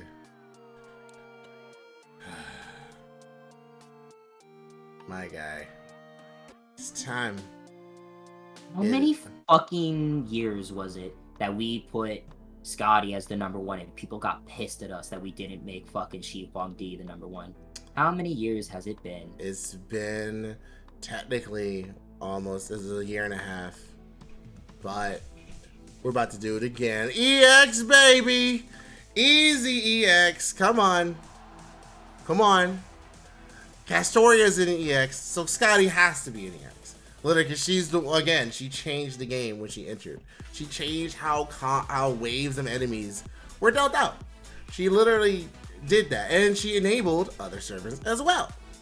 Like, she enabled Valkyrie, Lancelot, all these servants that were on the side, all like on the cusp of being good. Raid Rider Altar, fucking MHX Altar. Like, all these servants so close to being good. Make them better. All these units that had high scalings on their NPs, who had kits that were good, but because they were of the nature of quick, they just kind of lagged behind. All of a sudden comes this fucking unit that has a targetable 50% battery, a party-wide defense down 20 to 30%, and a targetable 50% quick up, and a 50 to 100% crit quick damage up. For 3 turns. That's fucking ridiculous. Insane. And the cherry on the top is the fact that her NP is a further crit damage up 30 to 50% based off of NP level, and a damage cut for 3 turns. Flat, 500 to 1500 based off of overcharge. Most people don't think that about the Noble Phantasm because they don't really see it come into play. It's just a nice thing to have. It's not game breaking, it's not game changing, but it's super nice to have on top of like all of the other things that she adds. What a lot of people don't know though is that the defense down is incredibly important, because defense down is scaled multiplicatively with the quick up in the same way that an attack up is. But because it's 30%, it scales higher. So that quick up is getting more out of that defense down than a regular attack up. And because quick NPs have the highest scaling, you are doing ludicrous amounts of damage and allowing and facilitating the looping that quick has been doing for 2 to 3 years. And because it was so rampant, it forced DW to start gimping NP gain rates and hit counts on NPs and fucking with waves. You no longer just see 3 waves of 3 enemies. Now you see like 2 waves or 3 waves, but you see 2-1-3 or 3-2-1 or 3-1-2 or 2-1-3. You can't loop the same way that you used to be able to because of Scotty. Mm-hmm.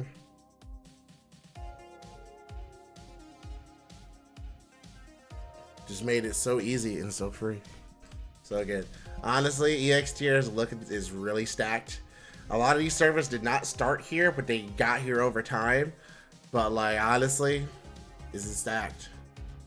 So now, William Shakespeare, A plus. Honestly, is what I'm thinking. I think he's an A. He's a good plug suit target, but outside of that, a lot of the demerits here for him that his shits last 1 turn. Yeah, you have the targetable 20% double no, MP gauge. You have the Buster up. But then you have this weird skill for himself in the middle of it, and then he has an AoE damaging MP. Just you use him for his 2 skills, and then you like, all right, go, get out, you're done. I'm good. Thank you. Appreciate you. It's not like his NP is bad. It's like a nice thing to have on top, and you can, like, if you don't have a good farming unit in the beginning of the game, you can facilitate Shakespeare for that. But like, once your account gets developed, you kind of stop using him. Mm-hmm. He is a very, very nice starting off unit that just peters out later on in the game. Yeah, it's just because other people are dreading him. Some people are like, well, why do we have him in A? I was like, well, what he does is very good, especially for new players. Like, and that's kind of what I'm thinking about. And because he's only a 2-star, it's very easy to get him. So you're not breaking the bank on a limited servant. You just rolling friend points. You might naturally get him anyway. So, and again, because tier 1 servant, very easy to level. A. Good. Let's talk about Sieg. I don't want to like him. He's but A plus. Yeah, but that's where I'm settling with him. He's actually not bad. Everybody likes to tout him as like the face of looping when he really isn't. Like he's not. I've done the same team comp that everybody keeps touting as like he loops. He doesn't. Like he doesn't. He has a 3-hit NP.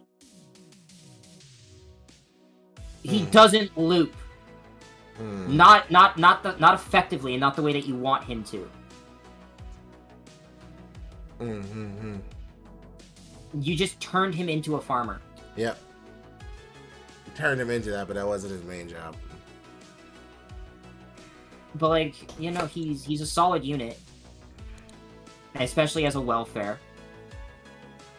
Especially given the fact that he has independent action, EX, he has homunculus C+, so like he already has a passive arts up, he has a passive crit damage up. He has an NP generation increase, but his sole arts up, his actual buff, is only 1 turn. And he only has a 30% battery on top of that. So really, if you're trying to use him for looping, all he really has going for him is that 30% NP generation increase. He has no NP damage up, he has no attack up, and the arts up that he does have is very minimal. You're not really using him to loop against dragon-type enemies, which is what his 3rd skill does. And because of that, like half of the skill is dead. But he's effective because of the team comps he can be used in. And like as a farming unit, he can be facilitated very nicely. He has a very nice kit to set up for that. Which I think is fine. And so I'm okay with him being an A+. Great. Then we have Genjo, Sanzo, Sean Zhang. I don't know if I want her at A+ her or EX. Yeah. I don't know. It's tough because she's really good. Is she better than Ilya? Fuck no. Then I think this is good. I think it's good here too because she's like she's the you can just get her, whereas Ilya is like limited. So yeah, no, I think this is a good spot. She does a lot of what you want her to do. Like the damage she can do as a caster is absurd. And like she almost overcomes her fucking class. That's crazy. Like she has high speed suture chanting, 50 to 80% battery, and a 10 to 20% NP damage up. Her 2nd skill got a buff, so now it's also a 3-turn charisma. And she has a party-wide NP gen up, crit star increase, and party-wide debuff immunity. So like she's very good.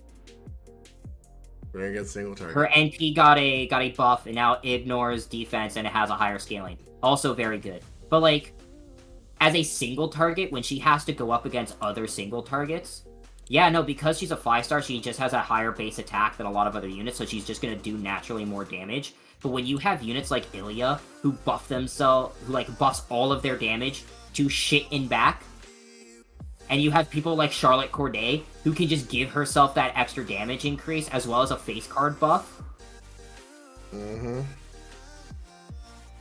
you have people like fucking Miyu, who takes a little bit to get going, but then once they get going, they get fucking going.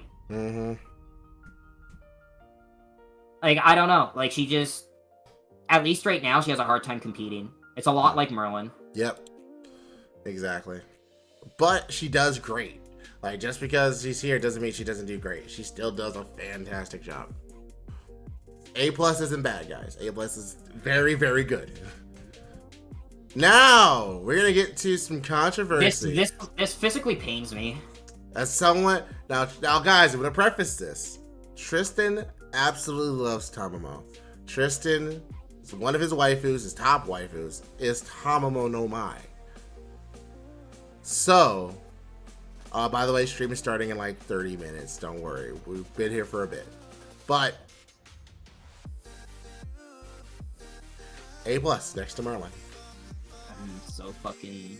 A+ next to Merlin. Oh man, she's quintessential art servant. No. Shut up. Sit down. Very specific strat. Realize something about Tamamo, alright? She is not meant to buff arts for farming. She is meant to buff arts so that it can stall. She is a fantastic stall unit. But she is not the face of arts. And you need to stop trying to try to push that. Does she do she great? She does not need a battery.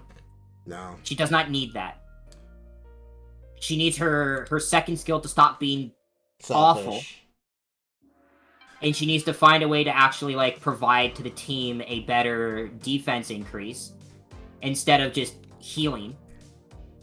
But she is not meant to farm, and she is not meant to buff like single target. Yes, she did get a buff to increase NP damage by 30% for 3 turns, the highest party-wide NP damage up for 3 turns in the game.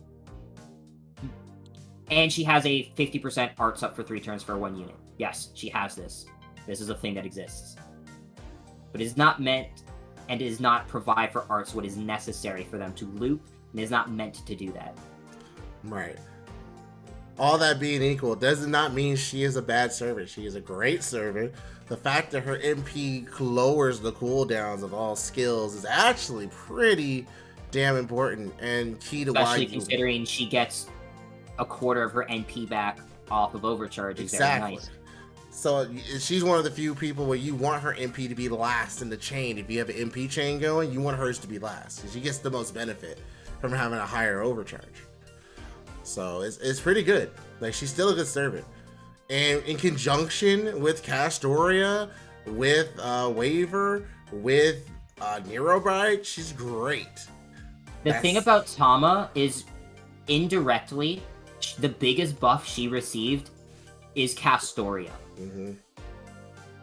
Castoria was able to tailor more to her needs. Castoria did not replace Tamamo. That was never Tamamo's job. What Castoria did was augment Tamamo. Mm-hmm. Tamamo and Castoria now work perfectly together. Mm-hmm. But on her own, Tamamo is not on the level of Castoria and does not provide to the level of Castoria. Right. But together, they are great. Mm-hmm.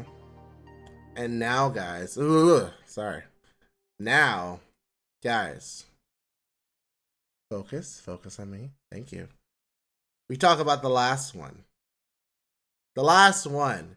And for you guys who are very fans of Clairvoyance EX, open your ear holes.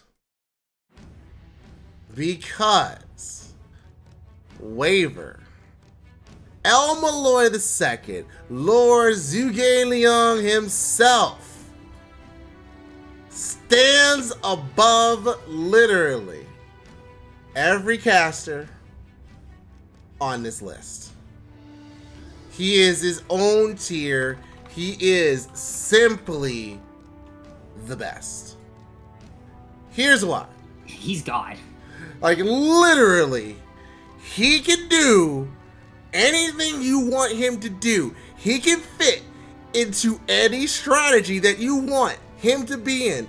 And what makes this even better is that he is a year 1 servant. He is one of the first 5 stars you can get in this game.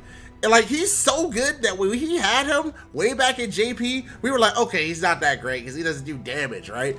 Not realizing this man by himself gives 50% Noble Phantasm to one person and 20% to everyone while increasing their attack, while increasing their defense, while also increasing critical attack, while also giving for further damage, like damage reduction. And then for the Noble Phantasm, doing so much shit is insane. Applying curse, draining, stunning, like lowering defense. What the fuck?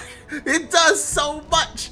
Literally does everything. So yes, on paper, understandable. Castoria does a better job when it comes to arch servants. Really does. But what makes Waver so good is that it doesn't fucking matter what team he's on. Fuck, Buster uses him more than anything else because they didn't have a unit supported for them for farming. So they just use Waver because he just does everything. And like, he's so good. He fits with Scotty. He fits with Castoria. He fits with Merlin. He fits with any support in the game. You cannot tell me that you don't need a Waver. I know people are going to be like, look guys, I don't want to be on the meta pick, so I'm not going to pick Waver. You fucking idiot. When the 5-star free unit comes out next year. Oh, if you didn't know that, you guys, yes, you will have a chance to get a 5-star for the permanent pool. And guess who's on it? Waver. Zhuge Liang is an option that you can get. So, barring any waifu or Espondo reasons, if you want an easier time to play this game, Waver is a must-have. Seriously, you need Waver. He helps you so much in this game that it's insane. There is no way in any possible realm that someone can come up to me or Tristan and be like, hey, Zuke Leon, I think he's like an A+. No, fuck no. Hell no. He's better than anyone else on this damn tier list. You get fucking Waver and you just win the game. Now you pair him with any of your favorite servants and you're done. You're good. You're fine. Like, single target strategies, he got that. Challenges, he got that. Farming, he got that. Story content, he got that. He literally does everything. He can go everywhere. It's insane. Sorry, I'm really excited because there's at least in my head, I have like 2 categories for buffing. I have utility and all around buffing, and then I have face card buffing. And Waver, Reigns, and Nero Bride are the top 3 for utilitarian all-around buffing. And then the top 3 for face card buffing are Tomovich, Castoria, and Scotty. Mm-hmm. And then you have, like, everybody else, right? Mm-hmm. But even with those 2 categories that I split in my head, Waver is the single best unit in this game, and nobody can convince me otherwise. Waver is legitimately the single best unit in this game. Mm-hmm. So good. Reigns also gives a 50% battery. Yep. That's literally... But Waver is just better. It is the reason why Reigns and Waver stand atop next to each other. Like, yeah, you can say Waver is better than Reigns. Okay, sure, of course. But honestly, why not both? Literally, why not both? DW has now stated, or now trying to do things where they're limiting you using doubles of servants. Not just in, like, events, but, like, sometimes some story content. In that case, having Reigns and Waver, you essentially have a double Reigns or a double Waver now. Like, seriously. If you had to get the units, and Reigns is limited, Waver is not. So, like, you can just get him for free. Twice!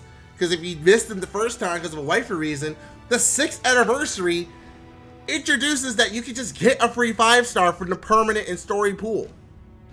You have no excuse not to have a Waver now. You have none. 0. Absolutely 0. So if you don't get him now, 2 years from now, you can get a Waver. If you somehow do not roll one. Like, seriously. Bar none. This is the caster tier list. I would love to see your opinion in the comments down below. I'm sure you'll have a lot to say. And hey, I read every comment, so I'm here for it.